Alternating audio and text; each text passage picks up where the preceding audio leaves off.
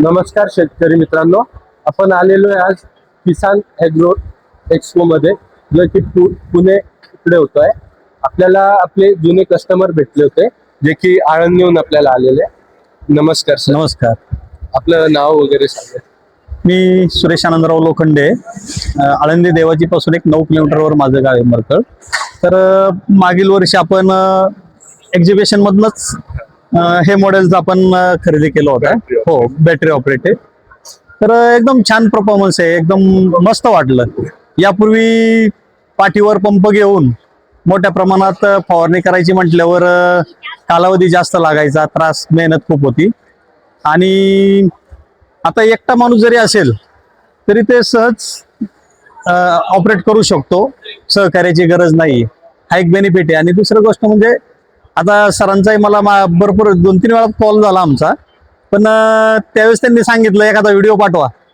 पण आता मी स्वतः एकटाच ऑपरेट करीत असल्यामुळे व्हिडिओ बनवायला बी माणसाची गरज नाही पडली, त्याच्यामुळे मला व्हिडिओ नाही पाठवता आला. पण खूप किती क्षेत्रफळ आहे सर?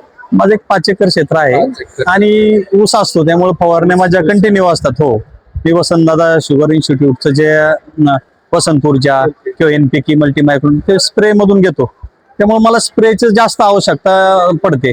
त्यामुळे मी मागच्या वर्षी असं पूर्ण एक्झिबिशन मध्ये मला अशा यंत्राची आवश्यकता होती आणि ते मला मिळालं. शेतकऱ्यांसाठी खरोखर खूप उपयुक्त आदर्श यंत्र आहे असं म्हणून. ते माझा स्वतःचा अनुभव मी वापरले, ते वापरण्यास सोपं आहे. कमी कालावधीमध्ये आपलं भरपूर क्षेत्र फवारून बी होईल आणि कमी कष्टात होते. तुम्हाला सरासरी 5 एकर फवारायला किती टाइम लागतो? तसं मी सरासरी दिवसाला एकटाच असणार 2 एकर फवारतो आरामात, एकदम आरामात. म्हणजे तास 2 तासात एकर आरामात होते. की पाणी मी स्वतः, औषध वगैरे स्वतः जे करून. हो, एक व्यक्ती म्हणजे दुसरं सहकार्याची आवश्यकता नाही. सोबतीला की बाबा कुणीतरी मदतीला पाणी भरायला पाहिजे अशी काही आवश्यकता नाही. एकदम आरामात होते, कमी कष्टात, कमी त्रासात. पहिले आणि आता फवारणीमध्ये काय तुम्हाला फरक? रिझल्टही चांगला वाटतो. शेवटी ऍडजस्टमेंट आहे याला, त्यामुळे जिथं पाहिजे तिथं आपण ऍडजस्टमेंट करू शकतो. एकदम व्यवस्थित होत आहे. स्प्रे पण एकदम पाहिजे असं एकदम खूप चांगलं संशोधन मी तर म्हणून. मी आपलं जे संशोधक गावंडे सर आहे त्यांना खरं शुभेच्छा देतो आणि आभार मानतो शेतकऱ्यांच्या वतीने. खूप चांगलं त्यांनी संशोधन केलेलं आहे. शेतकरीच आम्हाला इन्स्पायर करत असतात. नाही, धन्यवाद सर. ओके, धन्यवाद.